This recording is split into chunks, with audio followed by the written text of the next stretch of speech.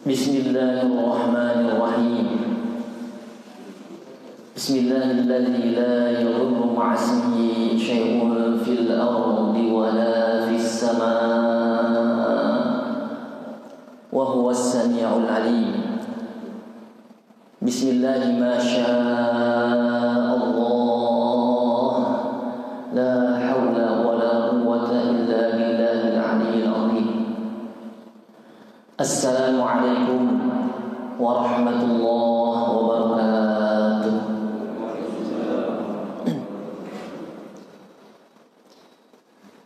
Alhamdulillahi rabbil alamin. Alhamdulillahilladzi an'ama 'alaina bi ni'matil iman wal islam wa an'ama 'alaina bi ni'matil mahabbati ila Allah azza wa jalla wal mahabbati ila Rasulillah sallallahu alaihi wasallam wal mahabbati ila al-ilmi min Allah azza wa jalla wal mahabbati ila ahli al-ilmi alladhi yattasilu ila Rasulillah sallallahu alaihi wasallam. Asyhadu an la ilaha illallah wahdahu la syarika lah, lahul mulku wa lahul hamdu yuhyi wa yumiitu wa huwa ala kulli syai'in qadir. Allahumma shalli ala sayyidina Muhammadin miftahi babi rahmatillah adada ma fi ilmillah, salatan wa salaman daimaini bidawami mulkillah wa ala alihi wa sahbihi wa mawala. Faqala rabbi shrah li sadri wa yassir li amri wahlul 'uqdatan min lisani yafqahu qawli. Subhanaka la 'ilma lana illa ma 'allamtana innaka antal 'alimul hakim. Subhanaka la 'ilma lana illa ma 'allamtana innaka antal 'alimul hakim. Subhanaka la 'ilma lana illa ma 'allamtana innaka antal 'alimul hakim. Amma ba'd. Alhamdulillahirabbil alamin. Tentunya pujian hanya milik Allah Subhanahu wa ta'ala. Allah Subhanahu wa ta'ala yang telah menggerakkan lahir kita, batin kita, hati kita agar senantiasa ta'alluq bil masjid, agar senantiasa hati kita rindu kepada masjid Allah Subhanahu wa ta'ala. Allah Subhanahu wa ta'ala masih menggerakkan kaki, tangan, mata kita, hati kita agar senantiasa bisa menghadiri majelis ilmu yang Allah muliakan. Sebelum kami memulai kajian pada kesempatan yang sangat mulia ini, yang biasa kami tegaskan setiap tempat kajian atau di majelis ilmu di kampung, ya, kami tegaskan minimal ada 4 motivasi ketika kita hadir di majelis ilmu yang dijadikan spirit bagi kita agar senantiasa istiqomah di jalan Allah Subhanahu wa ta'ala dengan mencari ilmu sesuai dengan kesimpulan dari hadis-hadis Rasulullah sallallahu alaihi wasallam. Yang pertama, kenapa kita harus menghadiri majelis ilmu? Sesuai dengan hadisnya dalam Sahih Muslim, sahalallahu tariqan ilal jannah.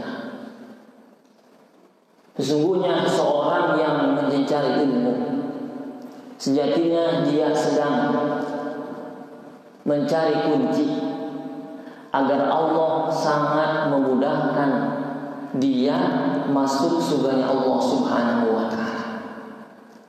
Kunci di antara kunci yang mampu memudahkan seorang hamba mudahnya masuk surganya Allah Subhanahu wa ta'ala tiada lain mereka yang senantiasa menghadiri majelis ilmu. sesuai dengan hadis Rasul, man salaka tariqan yaltamisu fihi ilman sahhalahu Allahu tariqan ilal jannah. Sahih hadisnya.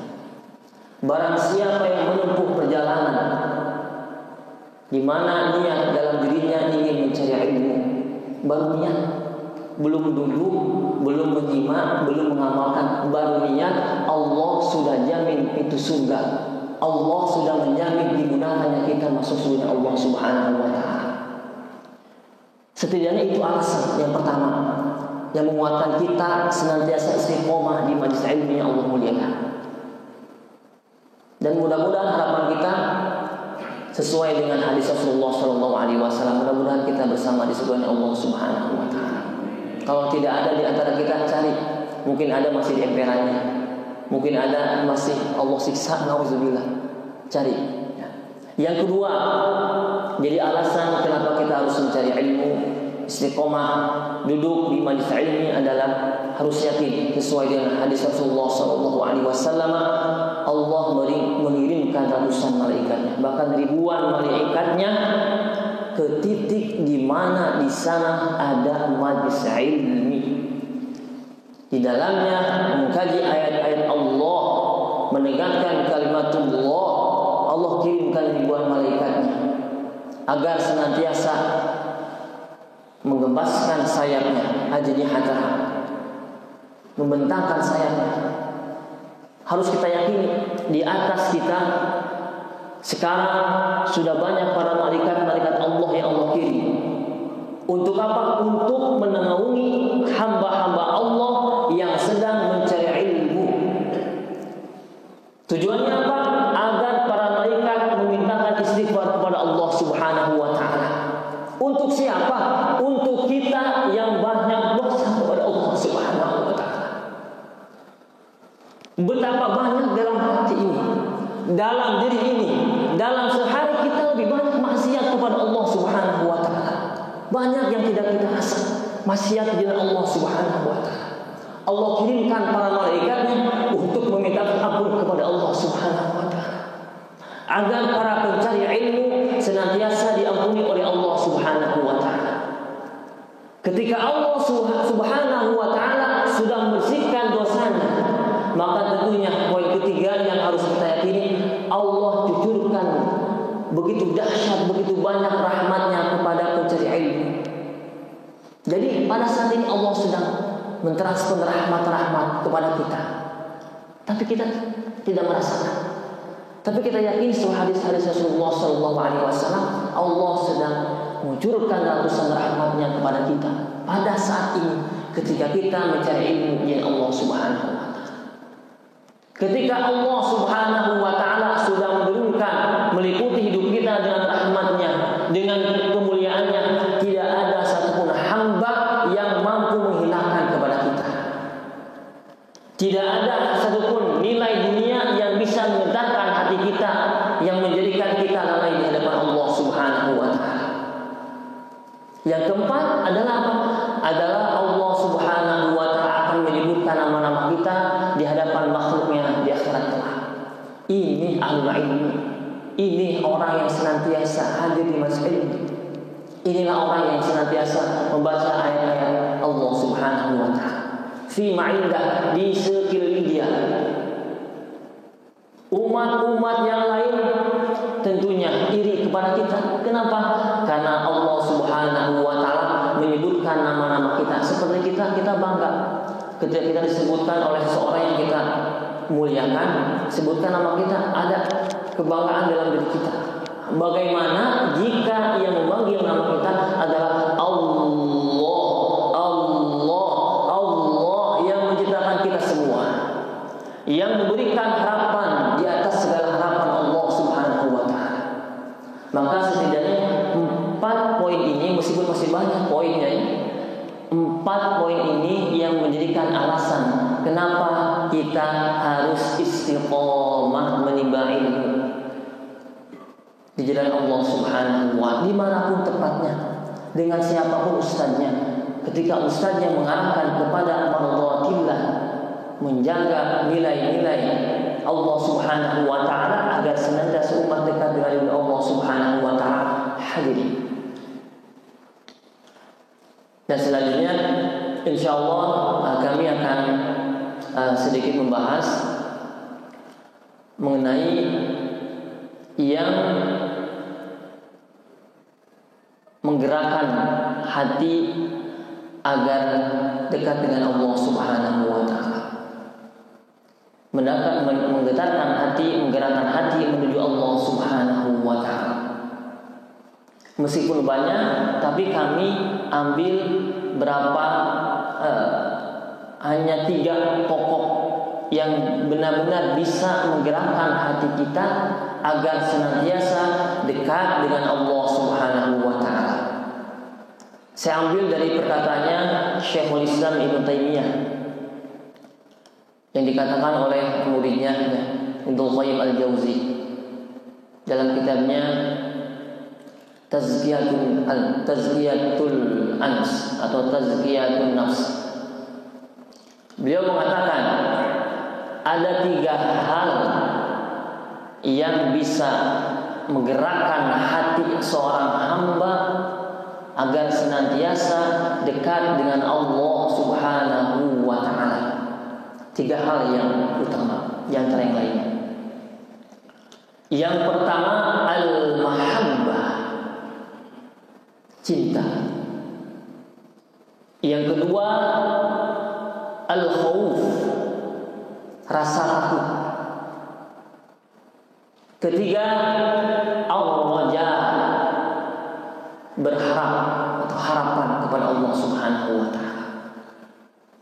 Kita ulang dan kita bahas sedikit demi sedikit.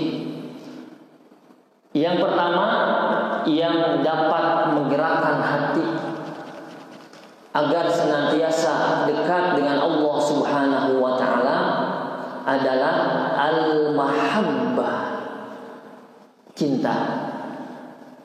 Ma huwal hubb? Apa itu cinta? Cinta, saya yakin setiap ikhwan, bapak yang Allah muliakan yang hadir di majelis ilmi ini pasti memiliki cinta dalam hatinya.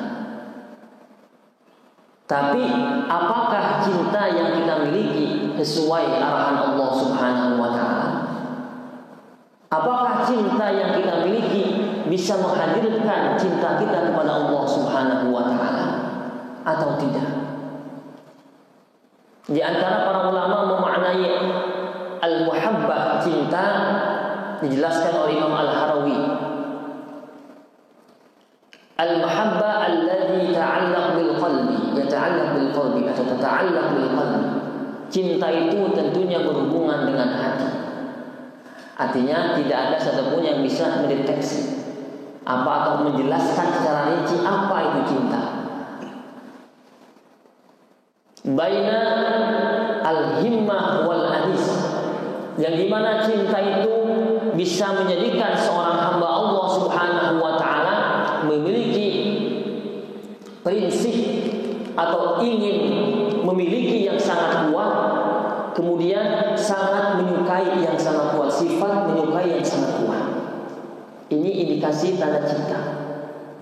Maka di antara tanda cinta 4 minimal sebelum kita arahkan kepada Allah Subhanahu wa Ta'ala. Yang pertama, jika seseorang Allah karuniai cinta dalam dirinya, dalam hatinya, pasti dia akan Allah arahkan pertama kali dia al-mahabbah ila man ra'a. Dia akan menemukan rasa suka, sangat suka kepada yang ia lihat. Ya, ada istilah apa? Tak kenal maka ta'aruf ya. Tak kenal maka ta'aruf dulu. Istilah man na'arufa faqad alima. Ini ulama mengatakan man na'arufa faqad alima wa man alima faqad mahabba ila Allah azza wa jalla. Barang siapa sudah mengenal Allah Subhanahu wa Ta'ala, maka Allah akan turunkan alimah, pengetahuan yang sangat kuat kepada Allah Subhanahu wa Ta'ala. Sesuai hadis Rasulullah SAW, bagaimana caranya kita agar bisa mengenal Allah Subhanahu wa Ta'ala, yaitu dengan apa? Man arafa nafsahu arafa rabbah. dengan senantiasa kita mengenal diri kita pribadi, siapa yang menciptakan kita dan sebagainya. Ketika kita sudah mengenal, pasti Allah memberikan alimah, ilmu, pengetahuan tentang Allah Subhanahu wa Ta'ala. Sudah tahu pasti ada cinta. Pertama tadi, tandanya adalah seorang hamba pasti Allah akan ketika melihat dia ada perasaan suka yang sangat kuat. Keduanya sudah suka, dia akan timbul rasa ingin senantiasa berusaha melaksanakan perintah yang ia cintainya. Itu indikasi dasar. Kalau kita mengatakan antum cinta tidak kepada istri, alhamdulillah sama cinta. Orang Sunda menurutnya, apa buktinya? Buktinya saya akan berusaha memuliakan istri saya dengan kemampuan maksimal saya. Istri saya minta apa, saya usahakan ketika itu benar-benar baik di sisi Allah, akan saya usahakan, akan saya perjuangkan karena saya cinta kepadanya. Cinta ke anak, sangat cinta, maka saya akan korbankan badan saya, anggota badan saya, kekuatan saya untuk memperjuangkan anak saya agar bisa mendapatkan dari Allah Subhanahu wa Ta'ala. Itu konkret cinta. Yang kedua apa tadi? Yang kedua adalah seorang yang memiliki cinta akan Allah kuatkan dirinya senantiasa berusaha memberikan atau melaksanakan perintah yang ia cintainya. Yang ketiganya adalah senantiasa dia akan berusaha menjauhi apa-apa yang ia benci, apa-apa yang ia larang. Istri kita tidak suka jengkol, misalnya ada kadang mau apa yang suka jengkol maksimal sukanya, kadang 1 kilo sekali makannya. Kadang ada istri yang tidak suka, si bapak mah jengkol deui barau hamseur dicai teh di kamari bau pesing. Artinya si bapak berusaha meninggalkan cita-cita atau hobi dia kepada jengkol. Kenapa? Karena dia cinta kepada istri. Yang keempatnya adalah dia akan senantiasa ingin membersamai orang yang ia cintai. Ingin senantiasa membersamai yang ia cintai. 4 poin ini kita arahkan cinta kita kepada Allah Subhanahu wa Ta'ala. Pertama, seorang pecinta itu bisa timbul cintanya karena senantiasa dia melihat kepada yang ia cintainya dan Allah turunkan rasa kuat suka kepadanya. Nah, bagaimana caranya agar tumbuh cinta kepada Allah Subhanahu wa Ta'ala? Tadi saya singgung sedikit, artinya kita lebih banyak muhasabah diri, tafakkur. Rasulullah SAW mengajarkan agar tumbuh cinta kepada kita, dan riwayatnya mengatakan tafakkaru ma fi ni'amillah. Bertafakurlah engkau semua atas karunia Allah yang diberikan kepadamu. Karunia-Nya kita lihat dalam diri kita. Allah Subhanahu wa Ta'ala senantiasa memberikan penglihatan yang sangat jelas. Kita tidak harus memberikan oli di setiap mata kita ketika sudah takut. Tidak pernah. Siku, setiap siku dalam anggota badan kita tidak pernah memberikan oli, ganti oli. Tidak pernah. Allah Subhanahu wa Ta'ala tidak pernah lupa, tidak pernah lelah, senantiasa memberikan nikmat kepada kita. Contoh berupa mata saja. Dalam 1 detik, dalam 1 menit, apakah kita sudah pernah menghitung nilainya ke depan dari Allah Subhanahu wa Ta'ala? Bukankah itu nikmat dari Allah Subhanahu wa Ta'ala? Dalam 1 menit, ada yang pernah menghitung berapa kedipan umumnya manusia? Itu nikmat kecil dari Allah Subhanahu wa Ta'ala. Tapi lihat kedipan yang Allah berikan kepada kita, mata yang Allah berikan kepada kita dalam sehari, banyak untuk taat kepada Allah Subhanahu wa Ta'ala atau menjauhi dari Allah Subhanahu wa Ta'ala. Awal mula kita bangun tidur, mata ini senantiasa berusaha mencari HP, mencari hal-hal yang bisa melekkan di jalan Allah Subhanahu wa Ta'ala, atau mencari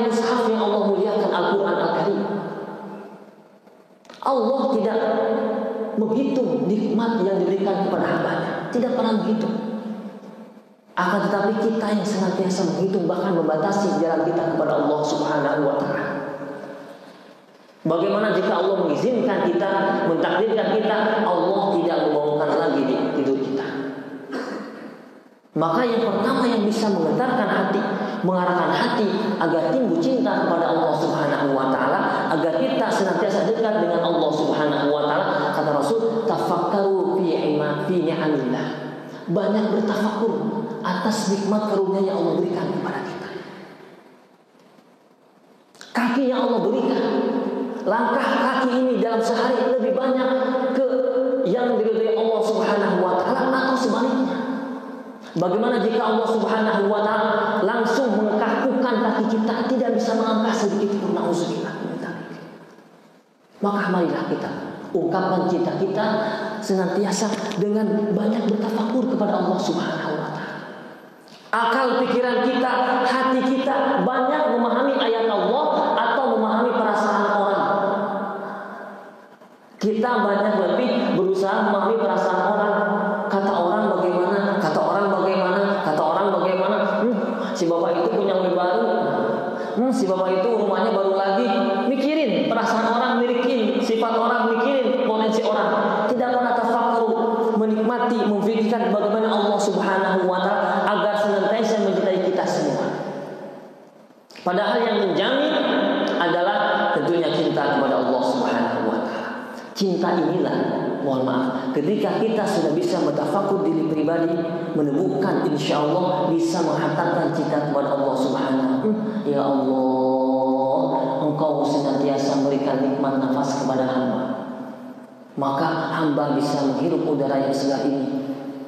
Ketika hamba menghirup udara segar ini, maka Engkau mentransferkan kejerihan dalam hati kami, dalam pikiran kami, dalam anggota badan kami. Ya Allah, padahal dalam sehari ini kami lebih banyak mengumpat orang lain. Padahal dalam sehari ini saya lebih banyak maksiat di jalan-Mu, ya Allah. Ya Allah, bukan karena cinta-Mu yang sangat dahsyat kepadaku, tidak ada lain, tidak ada alasan bagaimana aku bisa membalas cinta-Mu. Ketika kita menemukan cinta itu, ketika kita menemukan rasa itu, insya Allah akan Allah berikan mahabbah, cinta kuat kepada Allah Subhanahu wa Ta'ala. Maka dan cinta inilah yang akan menggetarkan, yang akan menggerakkan hati seorang hamba ta'alluq ma'allah, ta'alluq ma'allah, ma'anallatillah. Cinta inilah yang bisa menggetarkan, menggerakkan, mendekatkan seorang hamba kepada Allah Subhanahu wa Ta'ala. Tadi poin ketiga adalah ketika Allah sudah menurunkan cinta kepada seorang hamba, akan senantiasa berusaha membersamai. Bahasa Sunda marangan, sok seueur marangan. Senantiasa berusaha ingin membersamai Allah Subhanahu wa Ta'ala. Cinta kepada Allah, cinta Allahu Akbar, Allahu Akbar, Allahu Akbar, Allahu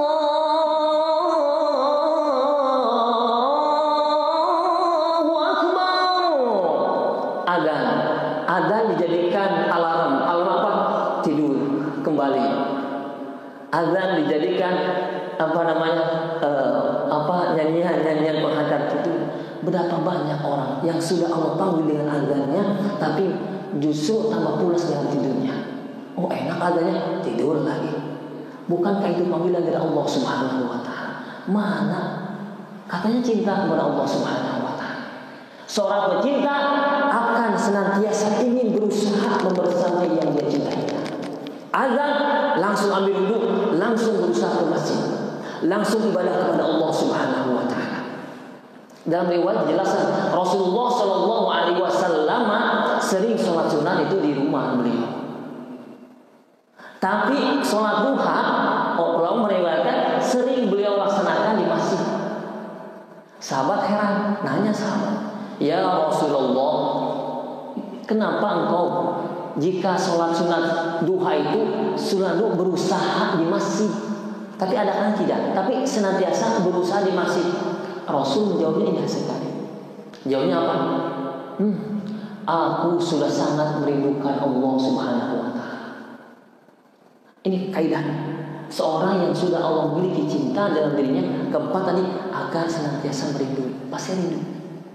Rasul menjawab, aku sudah sangat rindu dekat dengan Allah Subhanahu wa Ta'ala. Aku sudah sangat sibuk bersimpuh di masjidnya Allah Subhanahu wa Ta'ala. Padahal Rasul yang Allah jamin mulia dunia akhirat.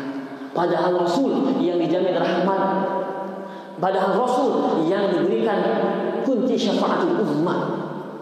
Rasulullah sallallahu alaihi wasallam. Pernahkah kita merindukan Allah Subhanahu wa Ta'ala, merindukan waktu zuhur datang?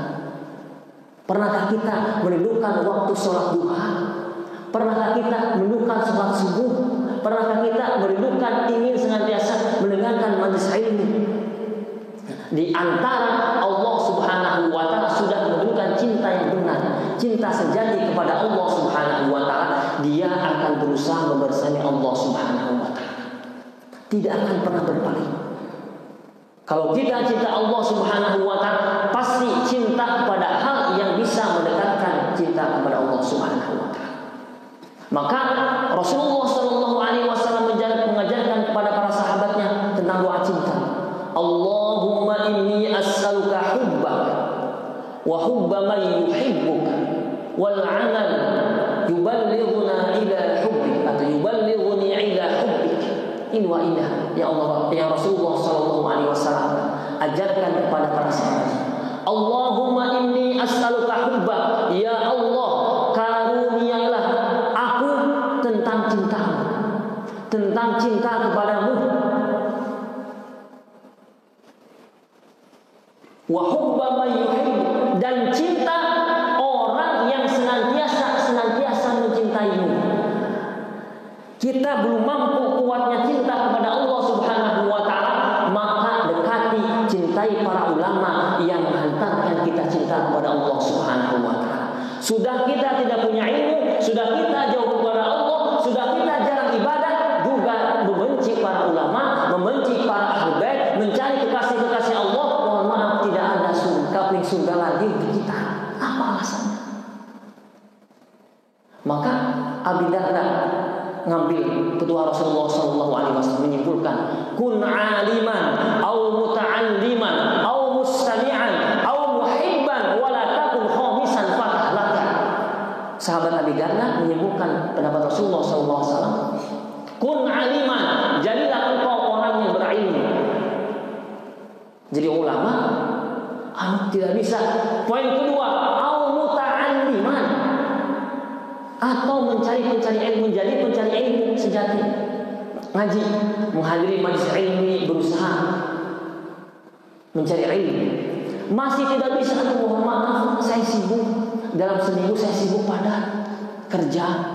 Sudah kerja saya mengurus keluarga, sudah keluarga kecapean jadi tidur.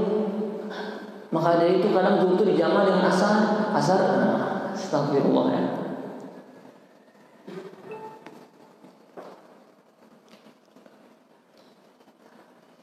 Kalau masih tidak bisa demikian, pendapat Abi Darda adalah apa? Au mustami'an. Masih tidak bisa demikian, serius mengkaji ilmu, serius mencari ilmu, minimal jadi pendengar setia, mustami'an. Kebanyakan kita kalau hadir di majelis ilmu itu menjadi poin ketiga, mustami'an, pendengar setia. Mendengarkan. Alhamdulillah.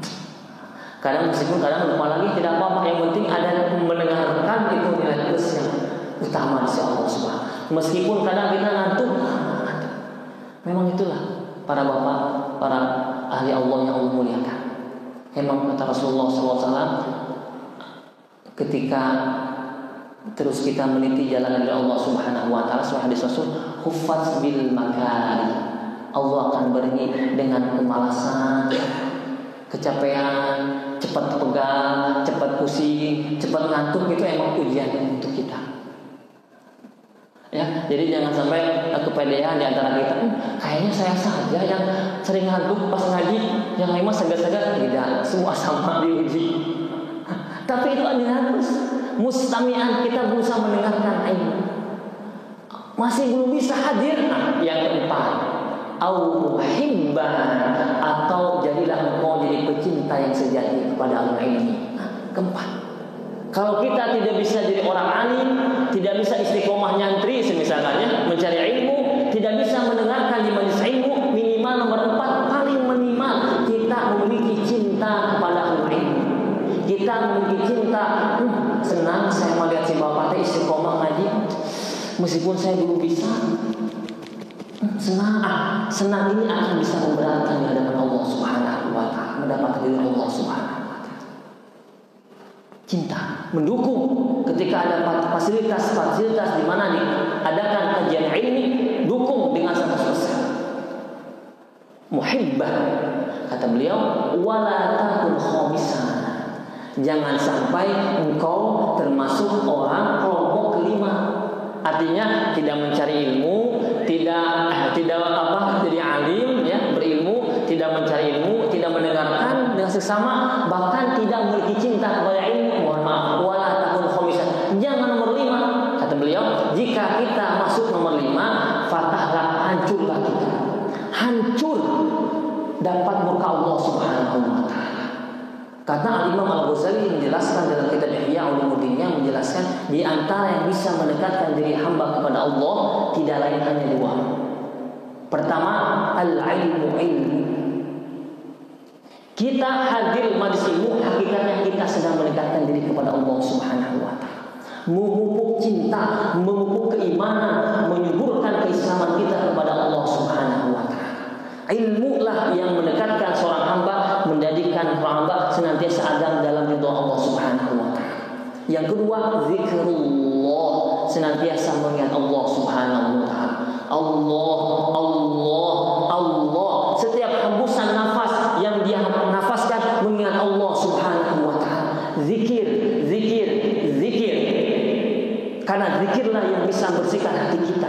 Zikirlah yang menjaga lisan kita senantiasa mencemooh saudara kita sendiri. Zikirlah yang bisa membentengi mata lahir kita melihat maksiat-maksiat jalanan. Zikirlah yang bisa mendeteksi iman kita senantiasa konsisten kuat hubungan dengan Allah Subhanahu wa taala. Maka ada seorang sahabat menanyakan kepada Rasulullah dalam kitab Riyadhus Shalihin jelas, "Ya Rasulullah, adakah amalan yang harus saya senantiasa jaga agar saya senantiasa dekat dengan Allah Subhanahu wa taala, agar senantiasa saya dapat ridha Allah Subhanahu wa taala?" Rasul menjawab, "La yazalu lisanuka min dzikrillah." La yazalu lisanuka min dzikrillah. Jangan sampai engkau keringkan. Artinya senantiasalah basahkan lisanmu zikrillah dengan mengingat Allah Subhanahu wa taala. Dengan mengingat Allah Subhanahu wa taala akan menyuburkan hati kita, menyuburkan cinta kepada Allah Subhanahu wa taala. Tadi poin keempat, orang senantiasa ada cinta pasti akan rindu. Tanda rindu biasanya lisannya suka nyebutin yang dia cintai. Contoh, ada seorang ibu anaknya dititipkan di pesantren jauh, apalagi anaknya satu-satunya. Ketika ada seseorang yang manggil anaknya di luar mau ngajak main, Ahmad anaknya, si ibu langsung gemetar, goncang. Bahasa nama guk, kasih bongkok, kunaon ibu hari ibu, kunaon, ingat si Ahmad gimana kabarnya? Pecinta sejati akan bergetar hatinya ketika menyebutkan nama yang dia cintai. Maka iman kita tepat atau cinta kita tepat tidak kepada Allah Subhanahu wa taala. Pernahkah kita bergetar ketika Allah memanggil yang azan, Allahu Akbar, Allahu Akbar? Langsung spirit kuat tumbuh. Langsung masih wudu. Sebentar tuh Pak. Diam. Saya berusaha. Itu tanda indikasi ada cinta dalam diri kita. Seorang ibu tadi bergetar nangis, kenapa? Ingat anaknya. Bahkan dia nggak nyebutin, disebutkan oleh orang, ingat anaknya. Bagaimana jika Allah Subhanahu wa taala memberikan cinta yang dahsyat kepada diri kita? Maka di antara yang bisa mendekatkan seorang hamba kepada Allah adalah al-hub atau al-mahabbah, cinta kepada Allah Subhanahu wa taala. Kita lihat riwayat sejarah ya, para sahabat. Kita ambil contoh saja simpel satu ya, musim banyak. Sahabat Bilal bin Rabah, beliau ditanamkan oleh Allah Subhanahu cinta yang sangat kuat kepada Rasulullah Sallallahu Alaihi Wasallam. Karena kunci dapat cinta Allah adalah cinta kepada Rasul. Qul in kuntum tuhibbunallaha fattabi'uni yuhibbukumullah. Qul in kuntum tuhibbunallah, jika engkau akan ingin mendapatkan cinta yang kuat kepada Allah dari Allah Subhanahu wa taala, fattabi'uni, ikutilah. Bilal bin Rabah sangat kuat hubungan cinta kepada Rasulullah Sallallahu Alaihi Wasallam. Dalam satu riwayat dijelaskan bahwasanya Bilal bin Rabah sebelum mau azan itu suka nyamper ke Rasul, nyamper bahasa ketok pintu kamar Rasul, karena nyambung ya rumah Rasul dengan Masjid Nabawi, nyambung ya, Raudhah itu nyambung. Ketok, ya Rasulullah, ya. Seorang pecinta akan senantiasa ingin bersamanya. Ya Rasulullah, ya Rasulullah. Apabila waktu Anda segera tiba, seorang pecinta akan rindu membersamai. Beliau langsung pegang tangan Rasulullah, ingin bersamai Rasul. Tak pegang. Sendal Rasul disiapkan. Tidak pakai sendal ya. Disiapkan. Sampai Bilal naik ke mimbar ingin azan, dalam riwayat dijelaskan Rasul melihat Bilal bin Rabah dengan penuh kasih sayang, dan Bilal bin Rabah melihat penuh cinta kepada Rasulullah SAW. Inilah cinta. Jadi tidak ingin berpaling seminggu pun dari Rasul. Jadi Bilal naik tangga pertama melihat Rasulullah, senyum, naik lagi senyum. Rasul pun demikian. Itulah cinta. Sampai azan. Sampai azan. Itulah cinta. Kalau kita cinta kepada Allah Subhanahu wa taala, pasti kita rindu membaca ayat-ayat Allah Subhanahu wa taala. Surat cinta yang abadi, yang kekal, yang Allah kirim ke dunia ini adalah Al-Qur'anul Karim. Saya tegaskan, surat cinta yang abadi, yang kekal, yang Allah tidak turunkan kepada nabi-nabi sebelumnya adalah Al-Qur'an Al-Karim. Jika kita sangat jarang membaca Al-Quran, jika kita biasa saja membaca Al-Quran, tidak menemukan cinta kepada Allah Subhanahu wa ta'ala, mohon maaf, sangat rugi. Apalagi jarang baca, sangat rugi. Kenapa? Karena itulah surat cinta dari Allah Subhanahu wa ta'ala. Baca dengan baik, baca dengan seksama, baca karena Allah Subhanahu wa ta'ala. Seorang pecinta sejati ketika mendapatkan kiriman surat dari yang ia cintainya, zaman sekarang tidak surat menyurat, betul Bapak ya? Sekarang pakainya apa? Chatting ya, SMS, WA. Dulu masa-masa dulu, termasuk saya masih di pesantren, kalau ke orang tua itu nyuratan. Mungkin Bapak juga sama ya. Surat tidak ada, masalah surat saja. Tidak ada chatting surat. Ketika saya baca mendapat surat dari orang tua yang saya cintai, pasti otomatis saya sering mengulang kata-kata. Betul? Kita ulang dalam sekali, bahkan saya mampu mengulang 10 kali. Kenapa? Karena saya menemukan cinta yang kuat kepada orang tua saya. Bahkan saya menetes air mata. Ya Allah, ternyata orang tua saya sangat sayang kepada saya. Ya Allah, nangis. Bahkan saya tidak buang, simpen baik di lemari. Kadang saya kasih minyak wangi gitu ya. Kenapa? Karena sangat cinta ke orang tua. Kadang udah lagi kangen orang tua, baca suratnya. Itu kepada manusia ya, mohon maaf, kepada manusia. Bagaimana cinta ini kita arahkan kepada zat Allah Subhanahu wa ta'ala. Seorang pecinta sejati tidak akan memalingkan wajahnya dia cintai. Baca Al-Quran dengan baik, baca Al-Quran dengan penuh tadabbur, tafakur kepada Allah Subhanahu wa ta'ala. Baca ayat-ayat Allah. Bismillahirrahmanirrahim. Allahumma pengasih pokoknya ya. Allah, ya Allah, sudahkah saya membalas kasih sayang Allah Subhanahu wa ta'ala?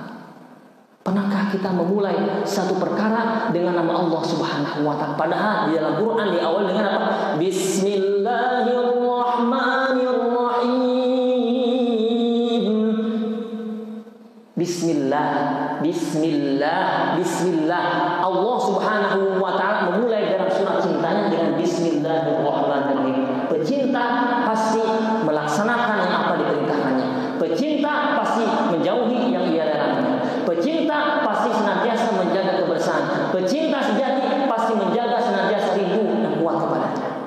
Bismillahirrahmanirrahim. Apakah setiap pekerjaan yang kita kerjakan senantiasa diawali dengan Bismillahirrahmanirrahim, dengan menyebut nama Allah Subhanahu wa Ta'ala? Padahal faedahnya sangat dahsyat, sangat baik. Kita berangkat kerja, kita awali Bismillahirrahmanirrahim. Bismillahirrahmanirrahim. Wala haula wala quwwata illa billahil aliyil azim. Faedahnya Allah akan jamin setiap langkah yang kita perbuat. Allah akan jamin, Allah akan bentengi dari jalan maksiat dengan Allah Subhanahu wa Ta'ala. Allah akan jamin setiap rizki yang kita cari. Allah turunkan ribuan rahmatnya di dalam rizki yang kita berikan kepada orang tua, yang kita berikan kepada sanak saudara.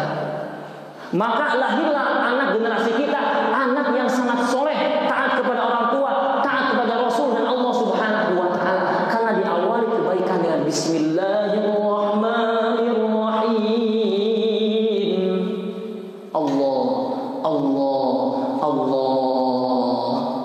Jangan kita mengutamakan melaksanakan sunnah-sunnah yang sangat tinggi dulu, yang rendah dulu. Bismillah di awal permulaan. Bahkan dalam sunnah Rasulullah SAW, Rasul itu setiap minum Bapak begini, Bismillahirrahmanirrahim. Pas manisnya, subhanallah ya. Rasul setiap minum Bismillahirrahmanirrahim, diakhiri yang Alhamdulillah. Sampai 3 kali Bismillahirrahmanirrahim, Alhamdulillah. Ketiga kali Bismillah lagi, Alhamdulillahirabbil alamin.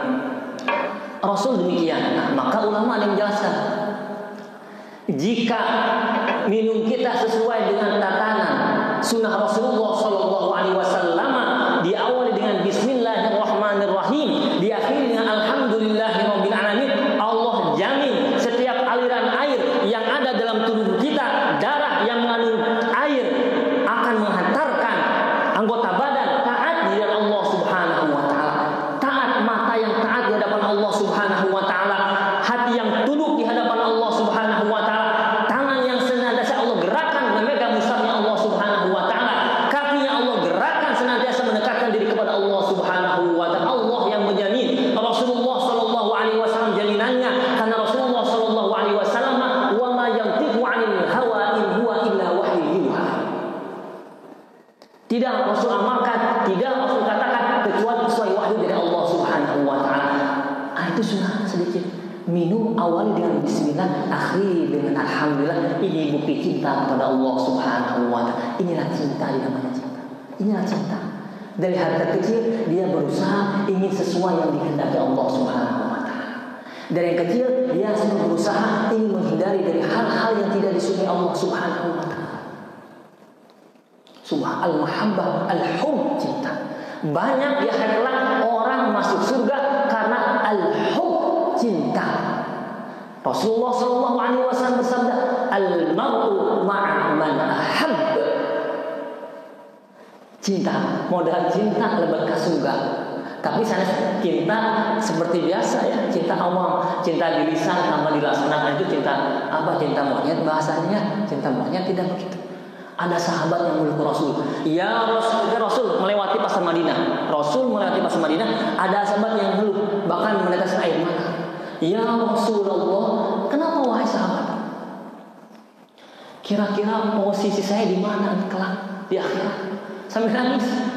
Kenapa? Saya sangat iri sekali, sangat ingin sekali seperti Abu Bakar, Umar, Ali, Utsman dan sahabat lainnya yang senantiasa membarengimu dalam dakwah, dalam hijrah, dalam ngaji halaqah.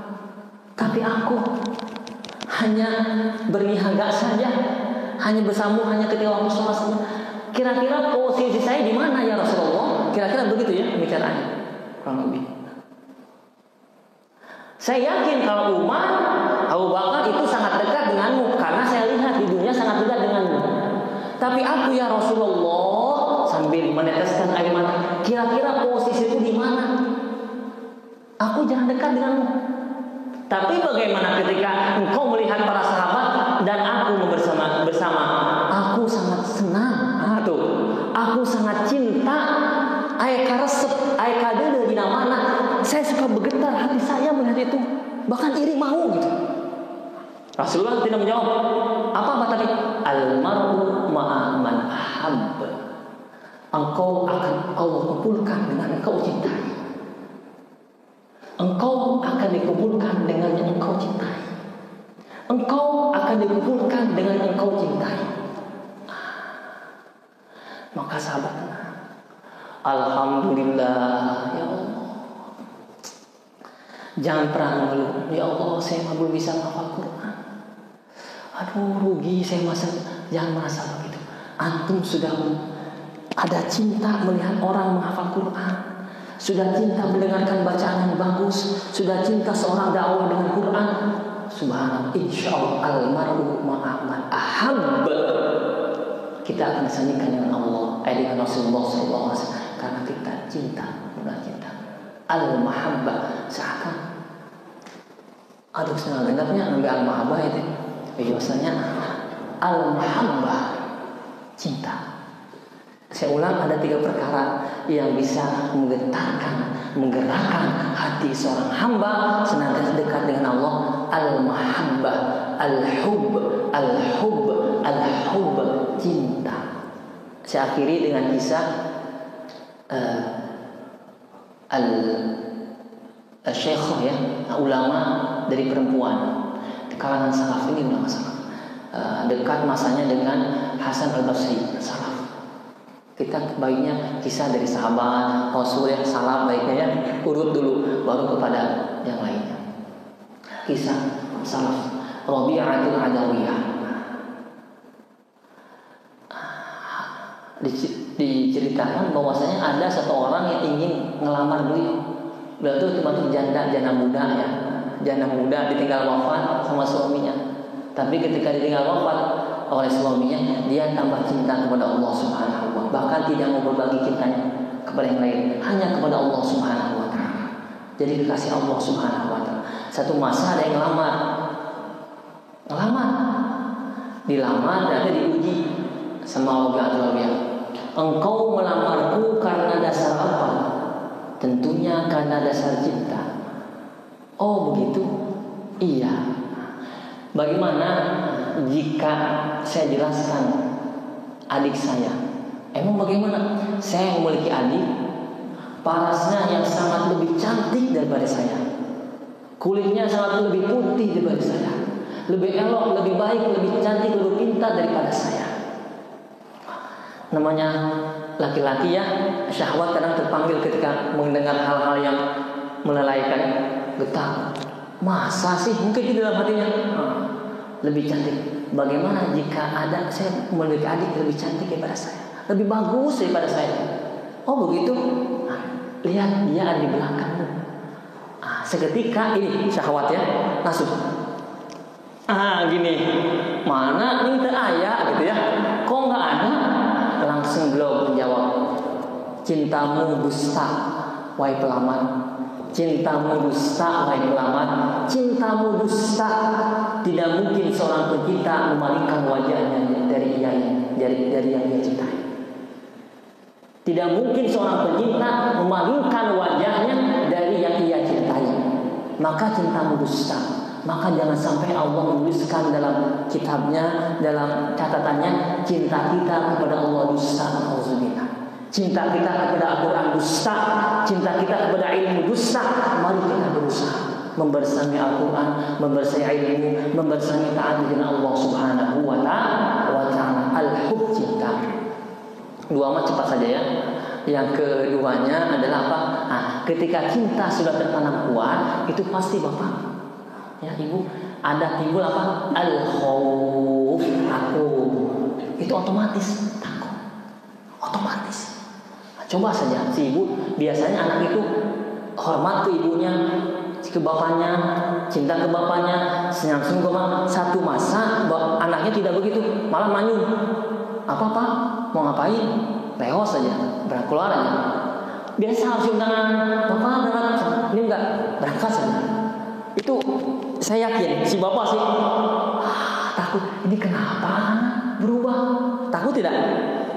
Kenapa? Karena sudah kuat cinta kepada siapa? Anak. Demikian juga ketika kita kuat cinta kepada Allah Subhanahu wa Ta'ala, pasti Allah muliakan kita dengan Allah berikan sifat al-khauf, takut Allah Subhanahu wa Ta'ala memalingkan wajah indahnya, takut Allah Subhanahu wa Ta'ala memalingkan ribuan rahmatnya dari kita, takut Allah Subhanahu wa Ta'ala mencatat kita jadi ahli neraka. Nauzubillah min dzalik. Takut. Maka ketika seorang hamba sudah Allah karuniai sifat al-khauf, takut, insya Allah dalam perilakunya, dalam kesehariannya, dalam amalannya, dia akan Allah kirimkan sifat kehati-hatian, ihtiyatan, hati-hati. Pasti ada, ini baik atau tidak ya? Baik, saya laksanakan. Ini baik tidak ya? Buruk atau buruk? Nauzubillah, jauh. Khawatir Allah murka kepada saya, khawatir Allah memberikan rahmat, jauhkan. Khauf. Wa amma man khafa maqama rabbih wa nahan nafsa 'anil hawa fa innal jannata hiyal ma'wa. Faman khafa maqama rabbih wa nahan nafsa 'anil hawa. Dan banyak nasihat ya. Jika engkau memiliki sifat khauf, Allah berikan tingkatan khauf kepada diri, maqam rabbi wa nahan nafsa 'anil hawa. Dia akan senantiasa menjaga diri hawa nafsu. Jadi bagaimana caranya agar hawa nafsu kita tidak bisa dihilangkan, betul ya? Tapi diarahkan. Caranya suburkan sifat khauf kepada Allah Subhanahu wa Ta'ala. Wa nahan nafsa 'anil hawa. Orang memiliki sifat khauf pasti menjauhi dari hawa nafsu. Orang memiliki sifat khauf pasti dipastikan akan menghindari dari maksiat di jalan Allah Subhanahu wa Ta'ala. Orang yang memiliki sifat khauf tidak akan curang dalam pekerjaannya. Tidak akan curang. Kenapa? Karena dia merasa Allah menguasai. Bagaimana caranya timbul sifat khauf? Senantiasa rasakan Allah hadir bersama kita. Allah senantiasa melihat kita. Allah senantiasa menilai kita. Kalau seorang pekerja di kantor, dia akan sangat giat kalau dia yakin kerja dia diawasi oleh CCTV 1, 2, 3, 4. Itu ya, itu pasti otomatis. Dia yakin bahwasanya setiap yang dia kerjakan atasannya melihat dari kejauhan. Otomatis dia kerja akan giat, akan tepat waktu. Bagaimana jika sifat ini, jika keadaan ini kita arahkan kepada Allah kepada Allah Subhanahu wa Ta'ala, maka senantiasa kita akan hati-hati dalam perbuatan. Pasti dimanapun kita berada, kalau kita merasa diawasi oleh Allah Subhanahu wa Ta'ala, pasti hati-hati. Khauf namanya, takut. Tadi jika sudah ada rasa takut, kata Allah, fa innal jannata hiyal ma'wa, maka tempat baginya adalah surganya Allah Subhanahu wa Ta'ala. Ya Allah. Ayat. Setelah terakhirnya singkatnya adalah, tapi awas, khauf ini harus didasari dengan ilmu.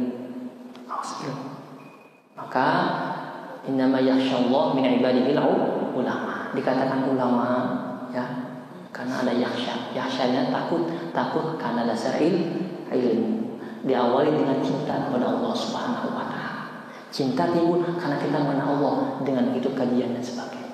Khauf saja, mohon maaf, kita hanya punya khauf, pasti kita akan pesimis hidupnya karena takut. Saya mau banyak dosa, kayaknya saya mau neraka nggak tobat lagi. Kayak Allah murka, malas gitu. Itu jadi malas-malasan, jadi takut, pesimis. Maka ulama berpendapat bahwasanya barengi dengan al-wajah, harapan yang sangat kuat kepada Allah Subhanahu wa Ta'ala. Tanda dia sudah naik tingkat kepada al-wajah, dia cahaya sudah meluas, yakini rahmat Allah sangatlah luas.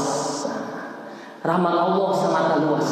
Rahmat Allah sangatlah luas. Ketika kita yakini rahmat Allah sangat luas, kita akan terus bertaubat di hadapan Allah Subhanahu wa taala. Maksiat jalan tapi terus berusaha istighfar, berusaha taubat kepada Allah Subhanahu wa taala. Karena itulah nasihat Umar bin Khattab ketika ditanya, "Ya Amirul Mukminin, bagaimana Allah Subhanahu wa taala masih menerima taubat saya atau tidak? Bagaimana emang saya itu kadang bertobat tapi maksiat lagi." Coba nama STMJ, terus STMJ sholat jalan terus jalan apa terus maksiat itu, sholat terus maksiat ya jalan, STMJ sholat terus maksiat jalan. Ada sahabat yang lu berkomen-komen, bang, kata Umar, emang bagaimana saya tobat tapi maksiat lagi? Antum jangan pernah lelah bertobat di hadapan Allah Subhanahu wa taala. Mengedepankan roja. Ajarkan Umar bin Khattab roja, tobat kepada Allah terus. Tapi maksiat tobat terus, maksiat lagi tobat terus, sampai kapan? Sampai syaitan yang membujuk engkau itu sudah putus asa. Jadi tong eleh ku setan, bapak punten. Kadang orang masuk eleh ku setan. Aduh, masbuk, aduh sok isin jadi enggak, jadi kemas, tidak boleh ya. Saya akhiri, saya bahas detail ini harusnya khufaroja karena penting, tapi singkatnya mohon maaf waktunya. Nah, maka saya tutupi dengan istilah roja itu, khauf dan roja harus diibaratkan seperti dua sayap pada burung. Ya, harus ada.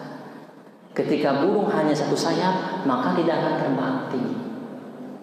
Tapi jika ada dua sayap, normal semuanya, seimbang semuanya, akan terbang tinggi.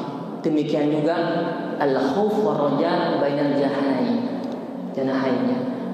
Ibarat dua sayap pada burung. Kita takut, khaufun harus ada. Takut khauf, roja harus ada. Roja tinggi, khauf harus ada gitu. Ketika seimbang antara khauf dan roja, takut dan harapan yang kuat kepada Allah Subhanahu wa taala, maka kepalanya adalah al-hub, menghantarkan kepada Allah Subhanahu wa taala.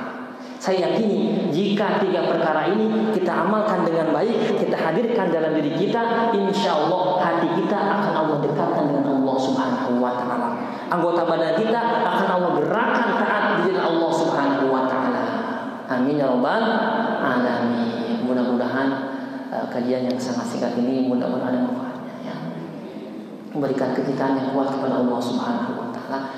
Saya pastikan saya bertemu dengan antum karena cinta saya kepada Allah Subhanahu wa taala. Ya, mudah-mudahan kita saling menyertai sampai akhirat kelak, bahkan di surga bareng-bareng masuk surga Allah Subhanahu wa taala. Wa ta'alukum fillah insyaallah. Subhanakallahumma wa bihamdika asyhadu an la ilaha illa anta astaghfiruka wa atubu ilaik. Assalamualaikum warahmatullahi wabarakatuh.